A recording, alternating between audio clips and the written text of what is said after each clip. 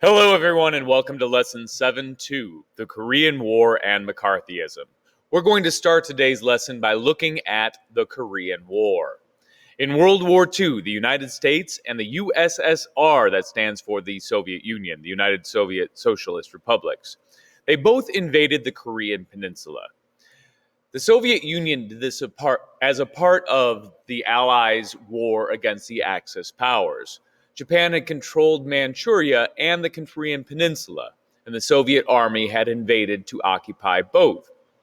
The Soviets, however, would stop their invasion with the control of the northern part of the Korean Peninsula.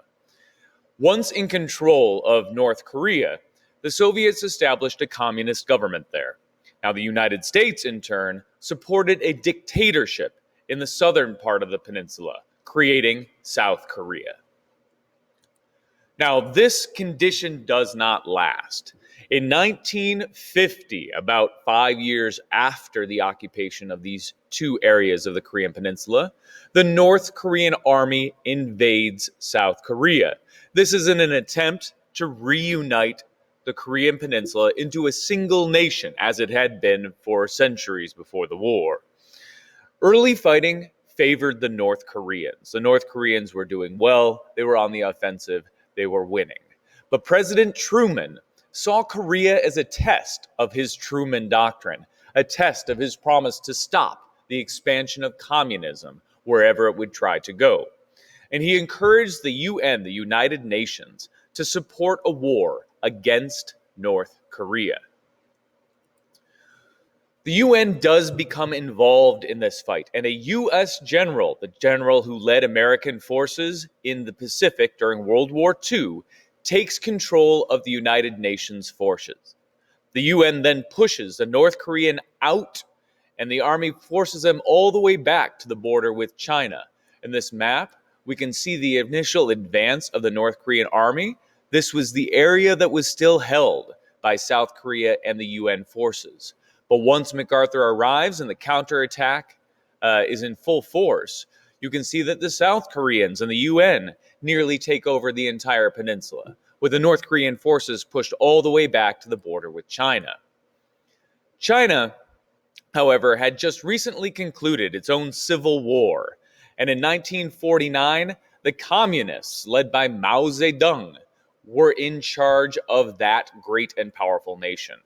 And he was concerned about what would happen if these anti-communist UN forces, being led by General MacArthur, were to continue their push into China. Would it lead to an overthrow of his government? So Mao Zedong acts to stop the UN army. And in 1950, China invades North Korea and pushes back against the UN army. General MacArthur wanted to expand this war further. He wanted to attack China directly. He wanted to go to war and overthrow the communist government. But President Truman refuses to support this idea. He fears that an attack against China would bring the Soviet Union into a war to defend communist China, and that this would trigger a third world war. So Truman refuses. Now MacArthur, who works for Truman, will publicly criticize Truman and his decision. But when a boss publicly gets criticized by one of his subordinates, it usually ends poorly. And General MacArthur is fired by President Truman. This hero of World War II, well, you can't tell your boss that he's doing the wrong thing. He is your boss. Or you can tell him privately, but you can't tell him publicly. The Korean War then winds to a stalemate. It was unpopular in the United States, and the USSR steps in to try to convince Truman to seek a truce. Eventually, a formal ceasefire agreement is signed in 1953, ending over about 3 years of war. And a border between the North and South were set. To show you what was accomplished through all these years of fighting, we have the 38th parallel. This is where the two nations were divided at the start of the war. China had invaded and pushed back to this line. So the UN was doing poorly, and then the Soviets stepped in and negotiated a peace, after the UN had a little bit of success recapturing Seoul, and then a new line was drawn, pretty close to where the old line had been at the 38th parallel. So after 2.5, almost 3 years of fighting, the line moved just a little bit, and the modern nations of North Korea and South Korea were created. Now, it is important for us to know that this was a ceasefire. It is not a peace treaty. The two nations are still technically at war, and periodic flare-ups do occur. Both the North and the South see themselves as the rightful rulers of the entire Korean peninsula. So here we are, 65 years later, and the struggle is still ongoing. Well, how about at home? Throughout the Korean War, fear of communism is increasing. Americans are becoming more and more concerned about its spread.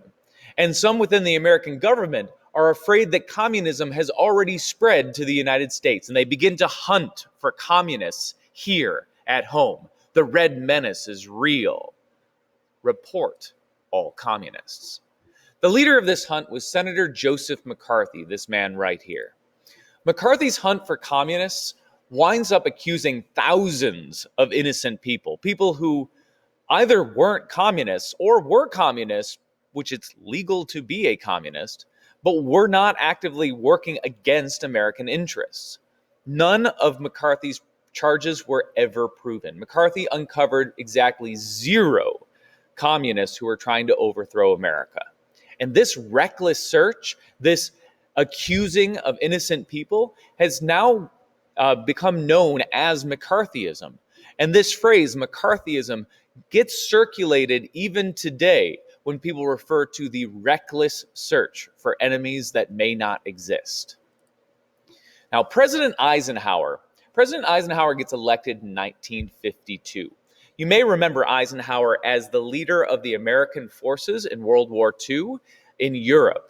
He was the supreme Allied commander in Europe, in charge of all of that military. And he establishes a policy which he calls brinksmanship. Under brinksmanship, the United States lets the world know that we are willing to risk war with the Soviet Union, that if it's going to come to a fight, we will fight that fight. And under this policy of brinksmanship, the United States and Soviet Union, USSR, begin to stockpile nuclear weapons. By now, the Soviet Union has nuclear weapons, and a great arms race begins as both nations begin to pile up stockpiles of these powerful and deadly weapons. In addition to this race, in 1957, the Soviet Union helps to trigger another race.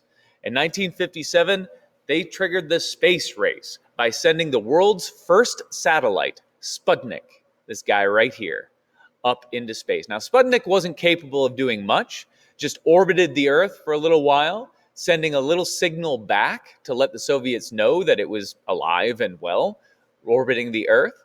But it did signal that we could send things into space and keep them there. With the Soviet Union doing this, the United States becomes worried that we will fall behind them technologically, and Congress sets aside billions of dollars to establish our own space program. This space program eventually becomes known as NASA.